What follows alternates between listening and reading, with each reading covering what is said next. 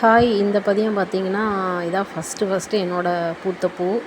கரெக்டாக எனக்கு 17வது நாள் இந்த மொட்டு வெடிக்க ஆரம்பிச்சிச்சு.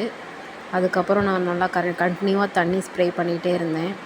கரெக்டாக எனக்கு வந்து 21 வந்து நான் பூ வந்து பறிக்க ஆரம்பிச்சிட்டேன்.